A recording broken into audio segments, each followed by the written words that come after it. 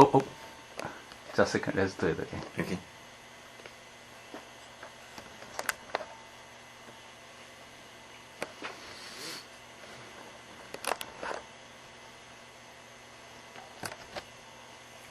Hi, I'm going to talk to you about T S Eliot and W.H. Auden, and that's a good pairing.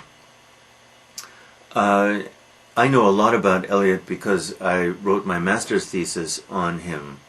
The topic was his criticism, that is, the criticism that he wrote, because he was the critical authority of the first half of the 20th century, though more and more challenged. And he was also a very famous and possibly a great poet. I think, in my opinion, time has not enough time has elapsed yet. And I was so absorbed. He was, in a way, a hero of mine, my hero. I'll tell you more about my exposure to him, and maybe this can influence someone who is listening. When I was an undergraduate, I became aware of him, and I was an English major, religion minor, and I didn't read him as an undergraduate, but I was aware of who and what he was. Now, anyone who reads his poetry realizes that his style is very allusive, A-L-L-U-S-I-V-E. That is, he freely, unabashedly, that is, not embarrassed apparently, unhesitatingly, alludes to, uses lines, words from a large number of foreign languages. Well, frankly, this inspired me to learn my languages. In a way, I patterned my whole education after Eliot, that is, or in an attempt to read and understand Eliot. In a way, that's true. In a way, that's true. And I pursued the people whom he was interested in, like Baudelaire, for example. Baudelaire was then, I think, maybe no longer, but was then considered the greatest French poet. Eliot spent a lot of time on Baudelaire, uses lines from Baudelaire in some of his poems. So I pursued Baudelaire. And then, okay, I literally patterned my life to some degree around Eliot. Now, I think I'll tell you a little about Eliot first, and then tell you a little more about me, and you'll see some things about both of us, but primarily Eliot. He was born in St. Louis. His father was a pretty wealthy businessman. Sent him to a private school. I don't remember anymore what private school. But then at 16 he matriculated to Harvard. That is, he attended Harvard, matriculate. Very young. Not only that, but it seems to me that maybe he got his undergraduate degree in 3 years. So that may not be true. I don't remember exactly. But then he stayed and became a graduate student studying philosophy. He was going to get a Ph.D. in philosophy at Harvard. And there were some pretty, as always, remarkable people at Harvard then. George Santayana, who was basically a skeptic. Irving Babbitt, who was a famous scholar of French literature and French poetry. Various other people. While a graduate student, he also spent 2 years studying Sanskrit. Now, let's consider the range and I think maybe limitations of his knowledge. Okay, the 2 years he spent studying Sanskrit, he later referred to as a waste of time. I can't quite believe that, but maybe it's so. Now, his angle, he studied Sanskrit from the point of view of a philosopher. That is, becoming interested in Indian philosophy, the Upanishads, I'm sure, and Sankara, and these remarkable Indian religious philosophers.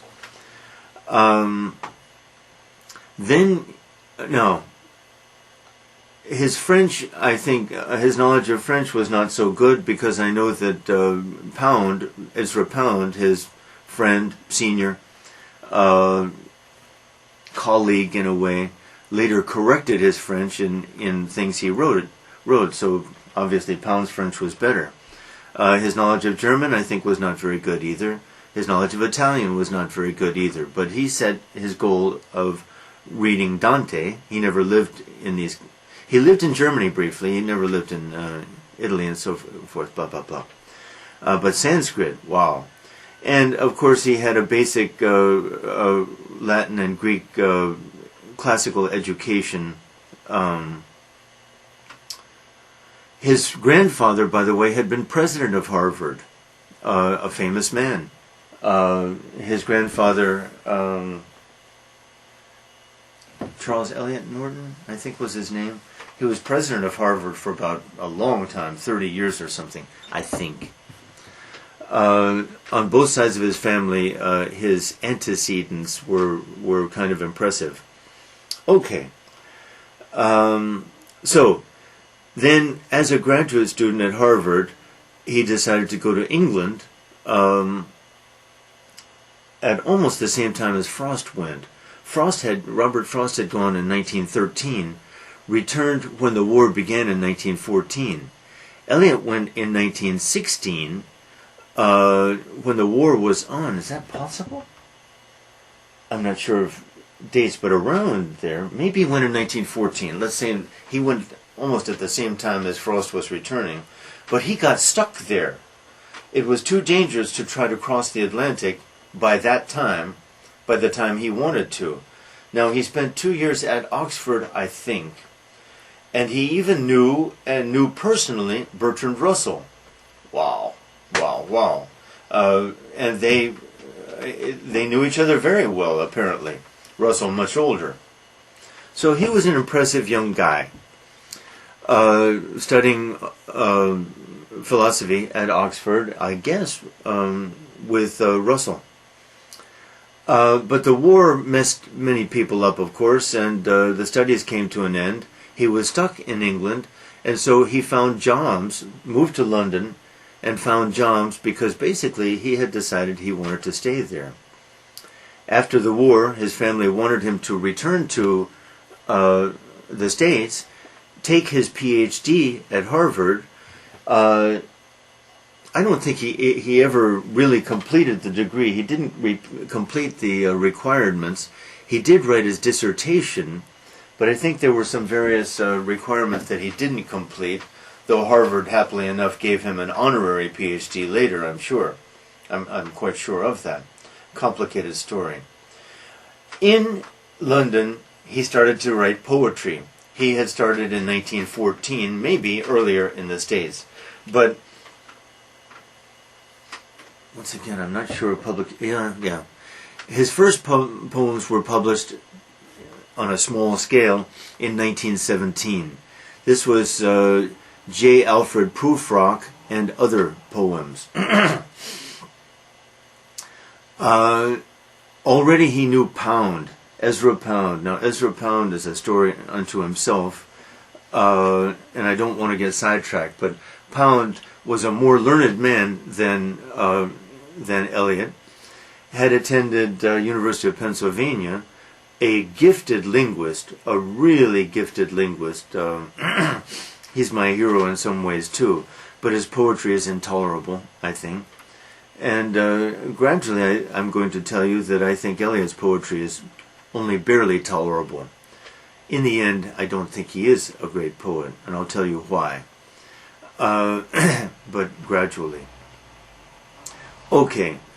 With Pound's help, Pound was very helpful to him and very good to him. Pound, a strange, extraordinary case in literature. Eliot too, really. Background. First, Eliot, I was just talking to a student on film with Dr. Shin about America's fear of formality. And Eliot is a classical illustration of this. Every American has a problem with this. The American who chooses formality ceases to be an American. The American who chooses informality is so American, but really, frankly, in poetry especially, I think is aiming too low. Sorry, too low.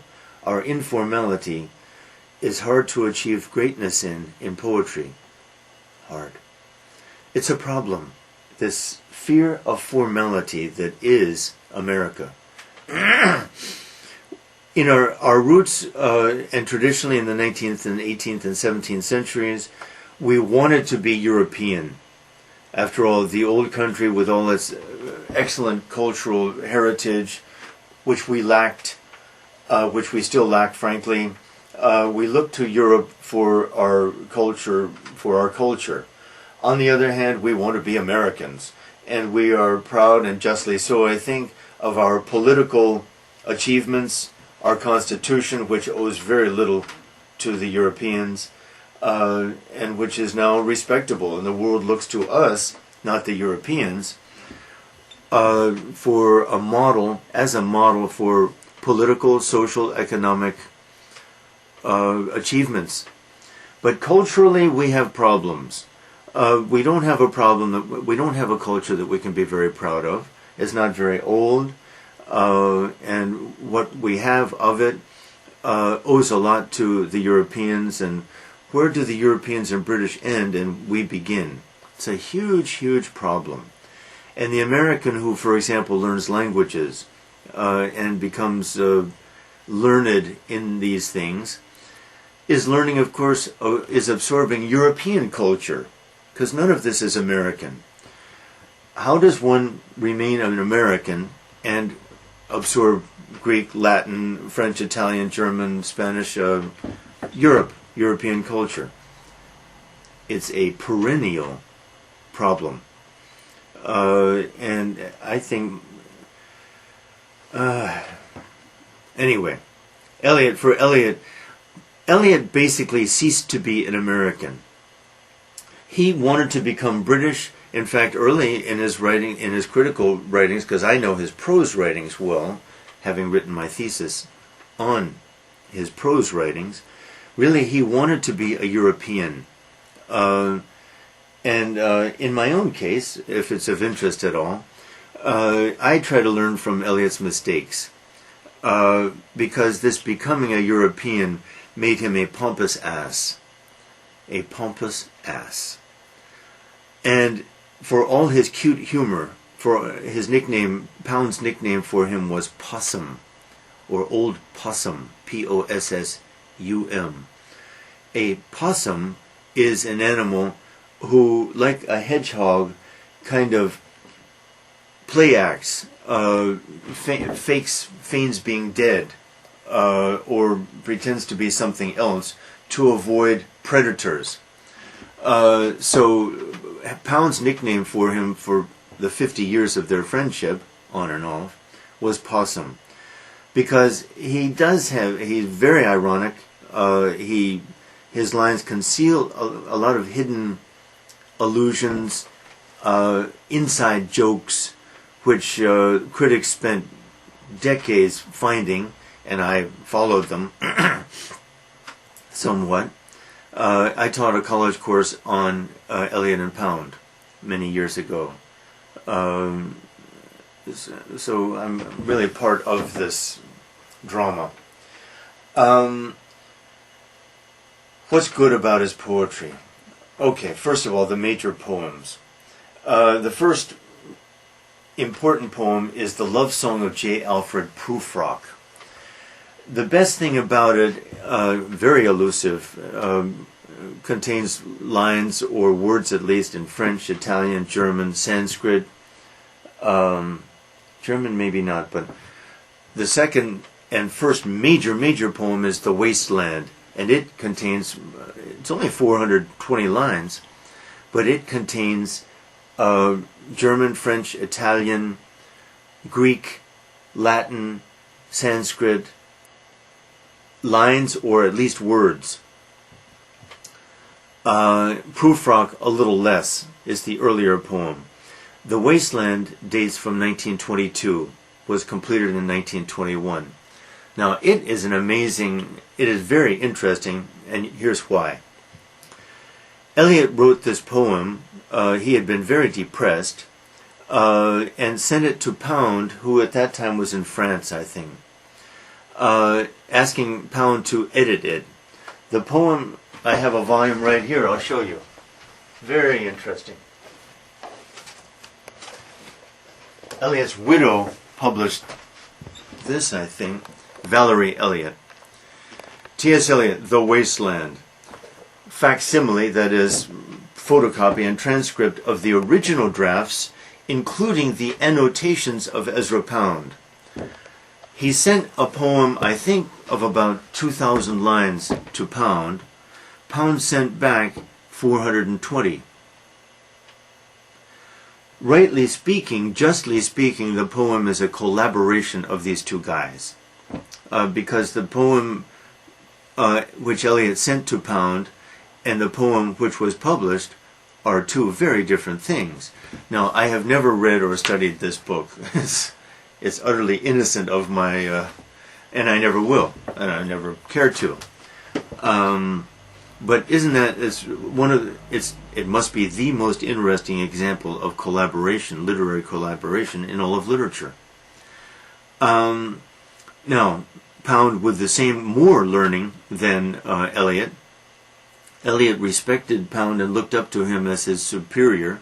In fact, he dedicated, this is typical, he dedicated The Wasteland to Ezra Pound, Il miglior fabbro. Il miglior fabbro these are three Italian words from Dante. Dante in his Purgatory, comes to a place where poets, he talks with a couple of poets. They are on the final ledge of Purgatory before entering the earthly paradise. And their punishment there is burning. And these interesting poets, whom Dante knew of, or in some cases knew, talked to Dante, and Dante refers to one of them as il miglior fabbro, the better maker, his superior. Il miglior can be the best. It's ambiguous in Italian. I think Eliot means the better. I think Dante does too. Anyway, so a kind tribute, of course, in a foreign language, in Dante, because Dante, if Eliot had two heroes, Shakespeare and Dante. And for me, they became two of my heroes too, though I've added some. Eliot had some more minor heroes too, and I'll tell you about them if we get a chance. Okay. Eliot actually published very little in his lifetime. He would take years to make and publish a work. Meanwhile, he had to make a living. And early, he was a banker for 7 years or 8 years in Lloyd's Bank in London. Wow, a banker? Wow. But he had to make a living. He also got married early, I'm not sure what year, let's say 1921, but the marriage didn't work at all. This was the first marriage. She was very unbalanced.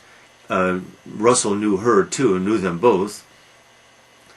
Bertrand Russell, Lord Russell, great man, I think. And soon, I think she had to be committed to a psychiatric hospital where she spent the rest of her life, I think, and maybe, I guess they were divorced, or maybe she just died. Doesn't matter. Sexual distress is a big part of Eliot's poetry.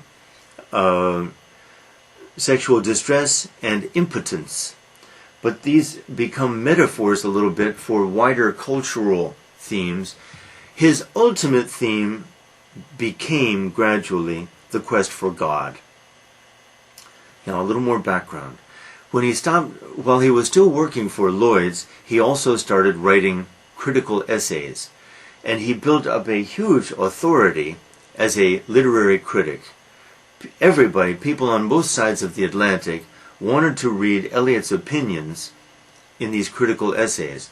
His prose is very good. In the end, I think his prose is probably better than his poetry.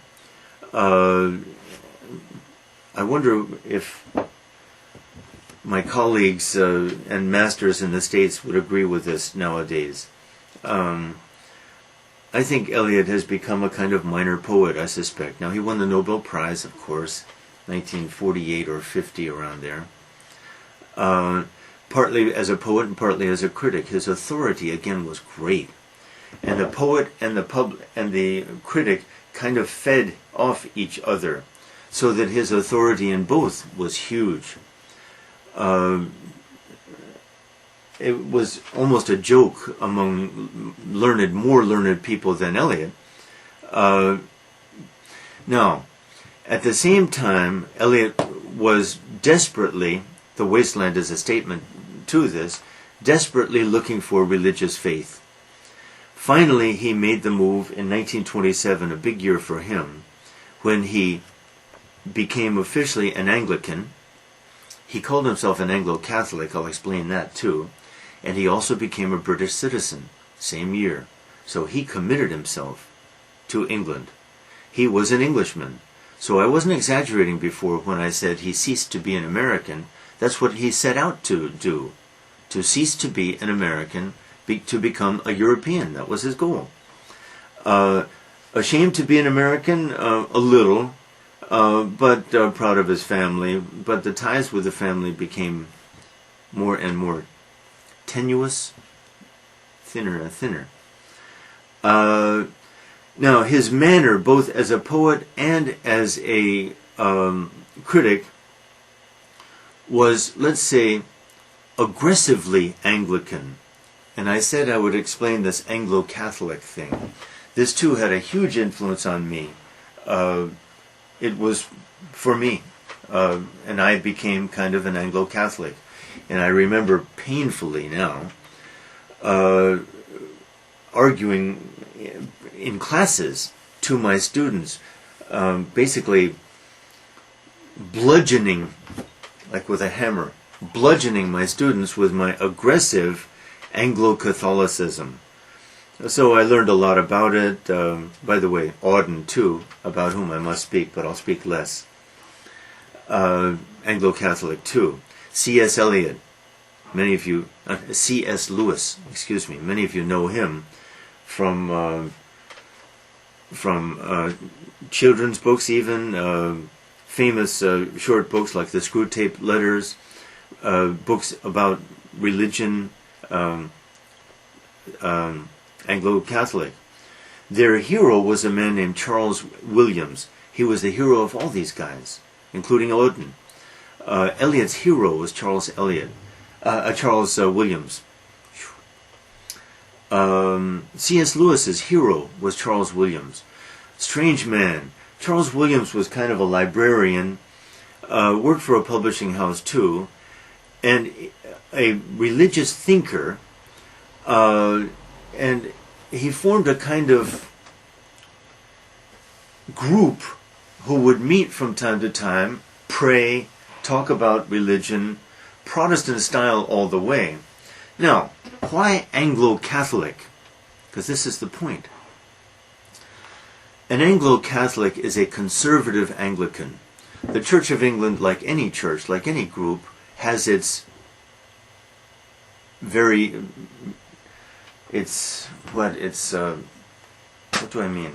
divisions, its factions.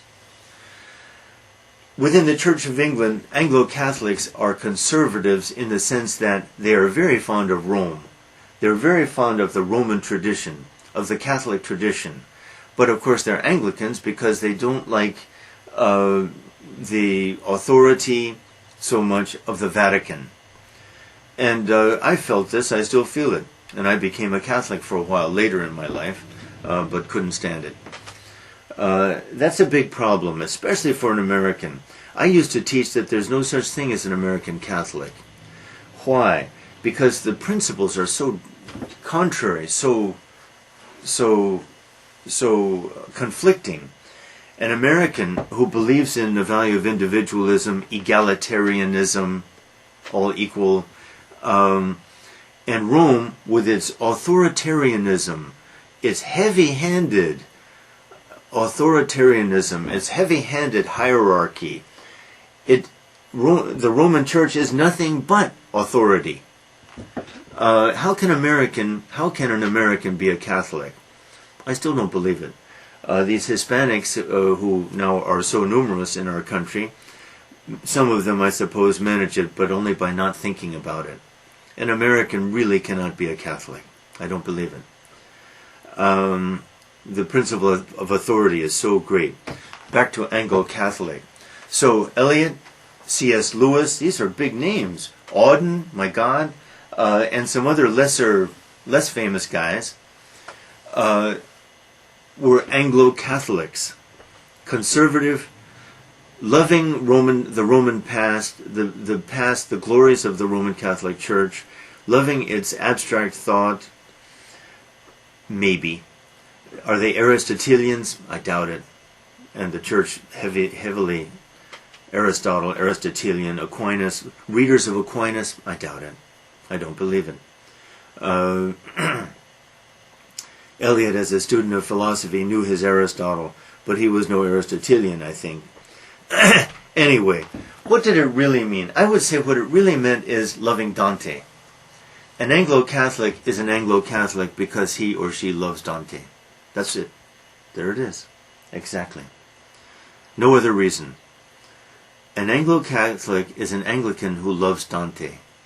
Dante's structure, the beauty of Dante's poem, the Divine Comedy, the greatness, the sublimity of Dante's poem is so great that really it's kind of hard not to fall under its influence. So why not become a Catholic? Well, in a way it could be said that Dante wasn't entirely Catholic. Dante disliked a lot about Rome and the Vatican, after all. Disliked all the corruption, and even calls the authority the authority of the Vatican into question many times. I'll talk about that some other time. So there it is. I've never thought of it that way, but that's exactly it. An Anglo-Catholic is an Anglo-Catholic because he or she loves Dante. That's a profound observation. Sociologically, religiously, no. Back to our story. First main poem then, important poem, Love Song of J. Alfred Prufrock, 1917. But it was only 90 lines long, so major poem, no. Other poems in the early works followed, form. Eliot's poetry, all of his famous poetry is written in free verse. Free verse means no regular pattern. An early poem like Prufrock has some rhyme, in fact a lot of rhyme, but no regular pattern. The length of lines vary greatly. The rhyme patterns are not regular. But he also wrote at this time many regular poems, quatrain poems. A quatrain is a stanza consisting of 4 lines. And these quatrain poems had rhyme, conservative. In the early 20th century, conservative. Now, the Wasteland and other poems, all of those poems, maybe most of them anyway, are free verse. And the Wasteland most aggressively free verse. So, after that, the next important poem, 1927, that fateful year for him when he committed himself to the Church of England and became a citizen of England, he also wrote and published Ash Wednesday. Ash Wednesday is a poem of religious distress. And in his prose writing during the 20s, by the way, I'll tell you a little bit about that. The prose writings. My master's thesis, the title is Wit orthodoxy and wisdom in the criticism of T S Eliot. And typically, people, it's a cliche almost, I divided Eliot's career as a critic into three periods. The early period when he loved wit. This is when his other major love, because Dante gradually gained ascendancy with him. But his early heroes were John Donne, D-O-N-N-E, and the so-called metaphysical poets, who, many of them, Donne especially, were very witty. Andrew Marvell, witty guys, wonderful wits, the wittiest, well, very witty. Eliot loved them, and in his critical writings wrote important essays in which he called attention to them, and because his authority was so great, suddenly everybody was reading them. Everybody was reading the metaphysical poets. Then he evolved toward orthodoxy. This is the period when he became an Anglican, an Anglo-Catholic, of course. And his word, again and again, orthodoxy. One must be orthodox. And by orthodox, of course, he meant Anglo-Catholic. Well, this is hard to take. I mean, at the time, I kind of admired, at the time in my life, I kind of admired him for it, but in retrospect, what a pompous ass. What a pompous ass. I speak as an American, because I guess I'm a little more American than he is. And I think I'm as European as he was too. But I liked, doesn't matter. Anyway, he went through this period of orthodoxy, his most obnoxious period. His early period is obnoxious enough. His middle period is very obnoxious. He also wrote a couple of books in which he defended orthodoxy. Embarrassing. I think it was embarrassing to him himself later, because the third period I called wisdom. In this during this period, as an older man, obviously, he strove for wisdom, and maybe sometimes he achieved a kind of wisdom. Certainly, he could laugh at his own pomposity, his own arrogance of before. He acquired humility, and he talked about it in his essays. And most important for me, and my thesis is the best thing I have ever written in prose to date, anyway. I tried to get it published. It was praised, but problems publishing it. My professors urged me to try to get it published. Didn't work, and I gave up, and I'm glad. It was not worth my time.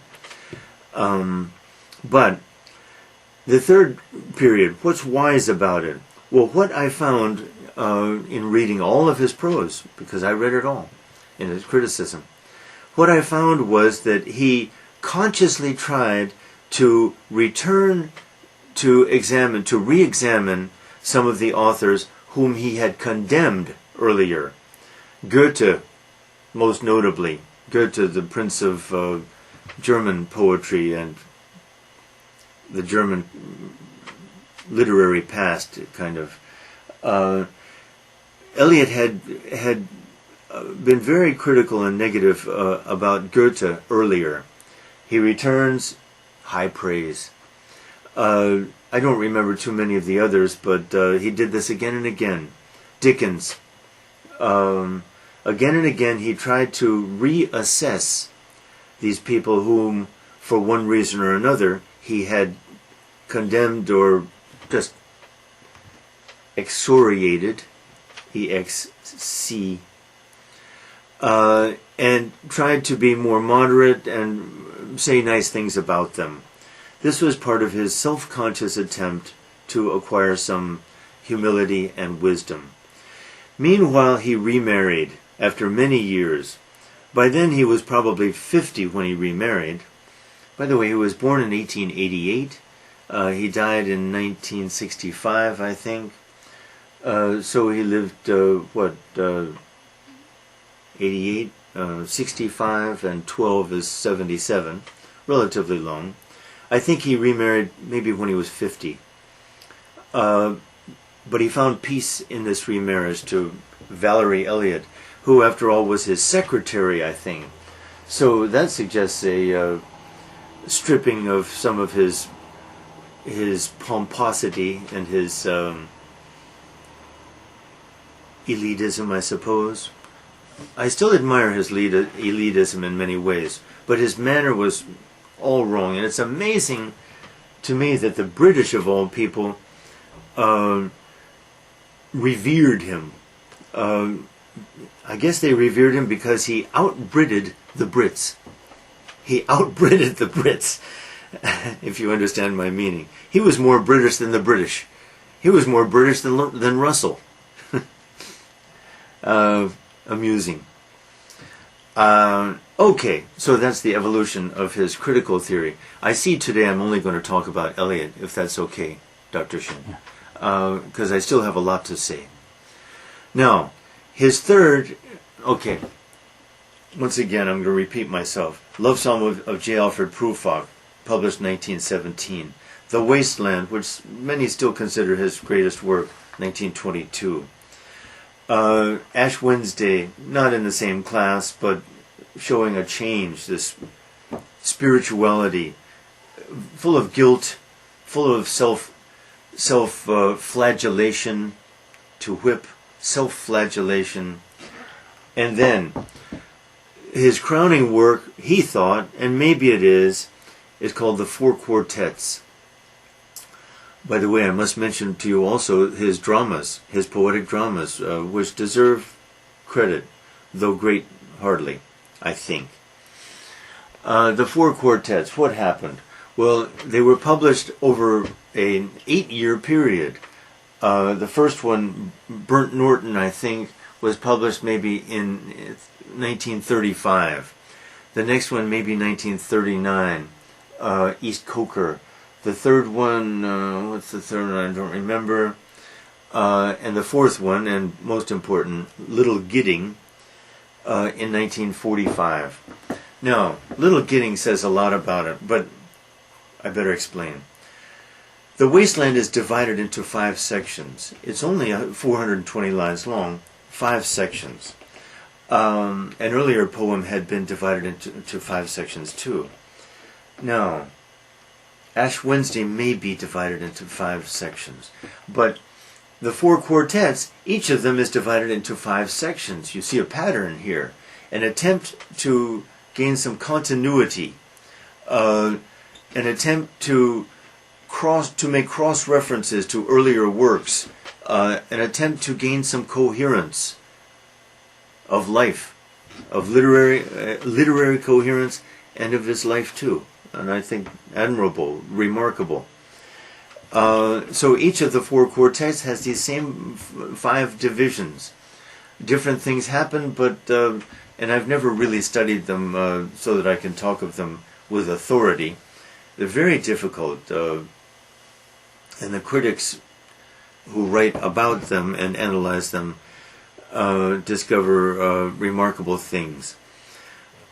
I would say the Four Quartets, regarded as a single work, is the best thing he did, and the best part of that is the fourth one, Little Gidding.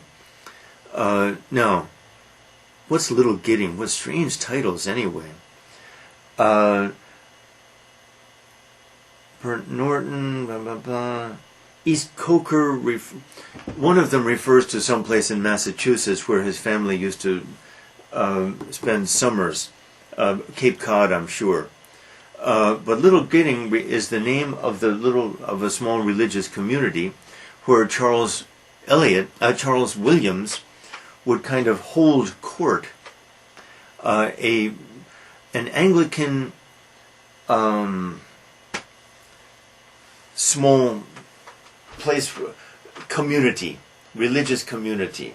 Some lived there, but Eliot went there many times as a religious retreat. And I'm sure, I don't remember exactly, but I'm sure Charles Williams was the guiding light of that whole community. And there it is, that's the title of the Four Quartet, and probably the best thing he ever did. Most moving, I think, because in that work he deals with the struggle of England during World War II. The endless bombings, because London was bombed incessantly for a couple of years. And Eliot, it all made Eliot feel British at last. He worked in the bomb shelters. By this time he's almost 60, 57. And he talked about the dark birds, dark blah blah blah blah, the bombs coming in, the V-2 rockets coming in, the constant fear, the horror of sustained bombing. And this makes Little Gidding a much more serious and moving poem. In Little Gidding he also refers to some compound ghost who talks with him. And the ghost is kind of a composite figure of these heroes of the past. Dante, maybe Eliot, I don't know, I don't... Shakespeare, Dante and Shakespeare especially. And he talks with them, with the ghost, and the ghost makes fun of him a little bit, and they analyze language a little bit, which is a part that's important to me. The point being, really I think his point is a remarkable point. So to speak, it's not possible to say anything that has meaning. That's kind of an implied conclusion of the logical positivists and the analytical philosophers of the first half of the century. Without studying them entirely, I think it may be true. But his point is the meanings of individual words are, first of all, not very clear, are very arbitrary. We say pen and it refers to this, but that gets into philosophical problems. But let's deal with emotions. Let's just deal with an emotion like love. What do we mean when we say love? God knows. It means so many things. And I think most of the time we have no idea what we mean by it, even when we address it to a person whom we presumably love. At best it has a very nebulous, very approximate meaning. The same is true, of course, for any emotion. We have given names to emotions. How many? How many emotions have we given names to? 50? How many emotions does a human being feel? Well, I would suspect maybe thousands. So we have 50 names, each of them very approximate, each of them very crude, each of them having a shifting meaning all the time. As much as we might want to analyze any thought, any feeling, anything we want to say, I think as soon as we analyze it, it crumbles and disappears and vanishes. Well, Eliot kind of gets into this. His meaning is more, by the time we figure out how to say anything that we've felt, the feeling has vanished, we no longer feel it, it's no longer too important to say anyway, it's kind of a distant memory, it's so to speak a fossil. Eliot doesn't get into this too much, but he gets into it some. After all, he knew Russell and the analytical philosophers, and he was a philosopher himself. And in the end, he's quite a philosophical poet. Now, I'll teach you a word. Pontificate. To pontificate. This comes from the word pontiff, and the pontiff is the Pope. And when we say that someone is pontificating, and I'm sure I pontificate very often, teachers tend to, we, so to speak with the authority of the Pope from on high, from the throne of the Pope, wearing our absurd robes and our absurd hat and are surrounded by our absurd pomp and splendor. I say absurd as a true American, but I think it is absurd. My God, it is absurd. The trappings and the surroundings of popes and the authority with which they speak is absurd. Sorry. They have no business speaking the way they do. But then no one has any business speaking about anything as if it were a certitude, because that too is absurd, in my opinion. Okay, now back to Eliot. Sorry. I said I would talk about his plays. Now, Eliot made a brave attempt to revive poetic drama. Shakespeare, our beloved Elizabethans and Jacobeans, the golden age of the English stage, was at a time when plays were written in blank verse. That is, iambic pentameter, lines 10 beats per line, or some regular form. Eliot wrote 5 or 6 poetic dramas. The best, I've never studied them. The best one, I'm told, is Murder in the Cathedral, and I believe it. Heavily influenced by a French play by Jean Anouilh, I think, A-N, not E-N-N, Anouilh, A-N-O-U-I-H-L, very strange name. But this is a great, great story. It's the story of Henry II, King of England, and Thomas à Becket, Saint Thomas à Becket, who was murdered as Archbishop in Canterbury, in the Canterbury Cathedral. Well, what a great story. It became later, the only version I know well, a great, great movie, film. There is none better in the English language, called Becket, starring Richard Burton, who is one of the best actors we've ever seen, British, and Peter O'Toole, wonderful Peter O'Toole. It's a film version of the French play and of Eliot's play, and I don't know how closely it resembles, but generally it resembles. What a wonderful story.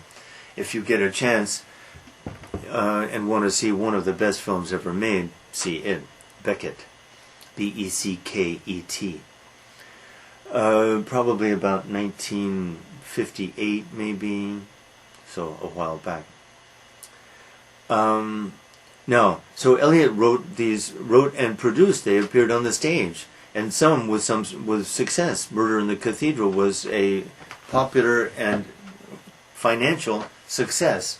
Family Reunion. I can't even name the others. Some are comedies of manners. That means basically he tried to be like George Bernard Shaw and Oscar Wilde. Well, that's going to be the most intolerable Eliot. That's the Eliot who's trying to be like Henry James. Henry James, by the way, is a perfect example of our American problem too. The impossibility of being the near impossibility of being a cultured American, because these two are a little bit contradictory. Cultured means European culture, period. There is no American culture, unless one wants to assume that we go out to the plains and study the American Indians, the Navajos, and all that. Come on, come on. What is American culture? American culture, I'm afraid, is American popular culture. We have produced some literature. We have produced some artists. Short stories, some poetry. Now, Emily Dickinson, she solved the problem. She's my favorite example of a person who solved the problem. She is thoroughly American, but the equal of the Europeans for intellect, for insight, but thoroughly American. She solved the problem. There are some other isolated cases. Catcher in the Rye solves the problem. The Great Gatsby a little bit solves the problem, but it's not often, and it's hard to do. And I think when a person does it, it's by luck. Anyway, so Eliot became so famous. His authority started to wane when thinking people read his aggressive orthodoxy and said, "What? Do you really expect me to swallow this? You with your pontificate? Please, be serious. You can't expect me to take this seriously. By the way, he ran into a little problem with anti-Semitism. Pound got into a lot of problems with anti-Semitism.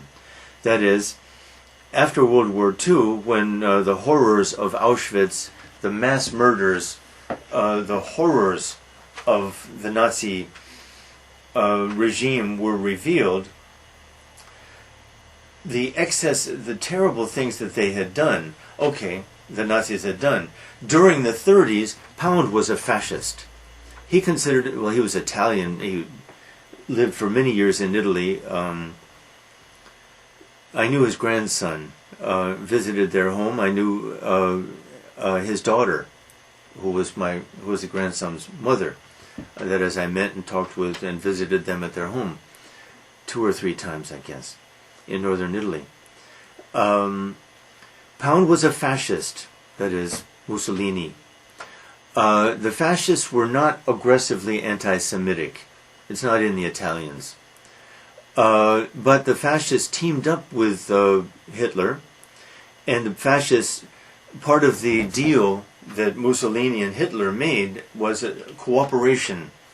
That is, the Nazis, the fascists, Mussolini, and the fascisti, cooperated by turning over to the Nazis, capturing and turning over many Jews. Thousands, I don't know how many. I imagine at least a couple of thousand. Well, this is terrible. And Eliot was kind of a crypto-fascist in the 30s.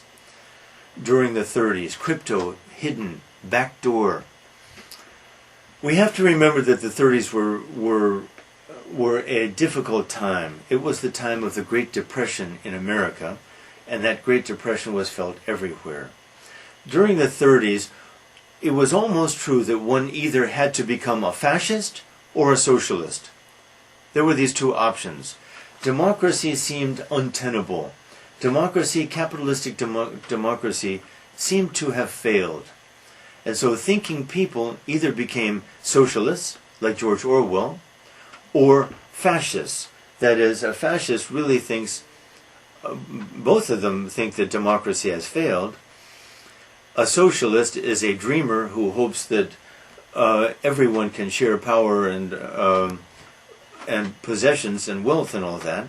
A fascist is a hardcore realist who thinks we need the man with the iron fist. We need a person who says, do this and it's done. Not a democracy that says, let's do this. Well, let's talk about it. Well, I'm not sure we can do this. A time of great impatience with democracy was the 30s. And Eliot was swept, like a good Anglo-Catholic that he was, toward the conservative side, and the conservative side was fascist. And Pound was totally with conviction there. This was an embarrassment later. And Pound was captured by the Americans in northern Italy. He had made dangerous statements on radio to the American troops. He was captured, put under arrest, and he was tried for treason. He was not found guilty because he was found insane. Pound wasn't insane. That was a generous finding. But Pound spent 12 years, I'm talking about Pound now, that's some later time. But Eliot, because of his association with Pound and other conservatives, sort of acquired an anti-Semitic, a reputation for anti-Semitic sentiments. And this got him in trouble later, though not political trouble. It's not a crime. It's not a crime to be anti-Semitic, after all. Anyway, should I give you a couple of questions? A couple of questions. What is an Anglo-Catholic? Now, I realize I'm talking to people who may or may not be nominally Christians. This will force you to get into the questions of the denominations of Protestantism, into history, the Church of England, things like that. How did it come about? Kind of embarrassing. Anyway, what is an Anglo-Catholic? Second,